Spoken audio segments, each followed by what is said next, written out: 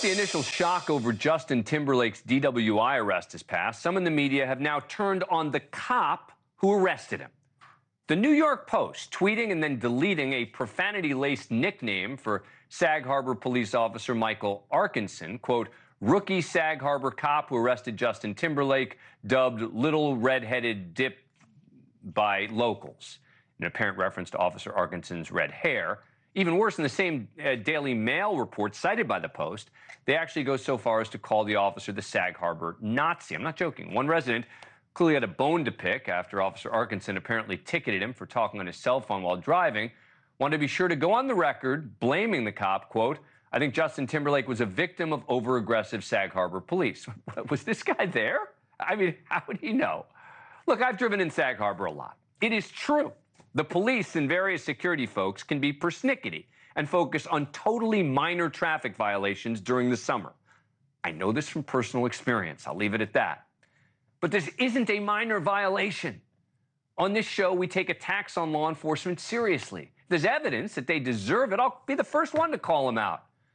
Being a police officer becomes exponentially harder with the media so regularly attacking them. Look, this is not that serious, right? A couple of residents of a small elite town taking the opportunity to mock a cop who apparently didn't even know who Timberlake was when he arrested him.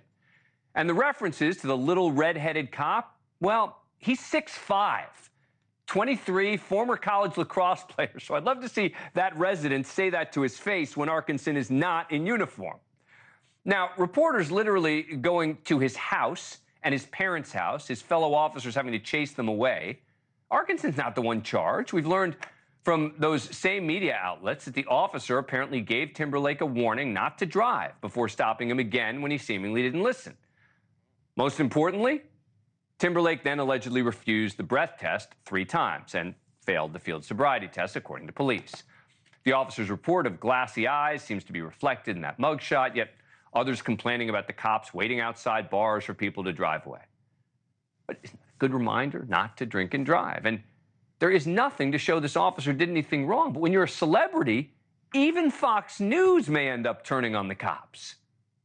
But the fact that these cops were staked out in front of the American Hotel, I think they had a little too much time on their hands. You think it was a sting? I don't think they were so. out to get Justin? No, some of the cops out there don't have much else to do, so they're just hanging out.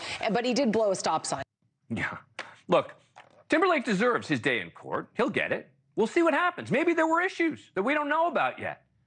But for now, this feels once again like the police can't win.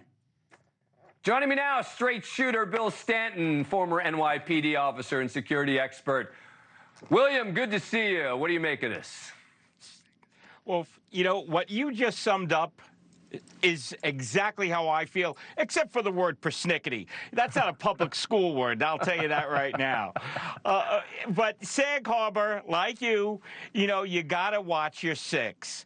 You know, the fact that Justin Timberlake refused 3 times tells me he's been there before, and now he's going to hire one of your vaulted attorneys that you have on air as an expert, and more than likely, they'll probably get him off. That's going to be my guess.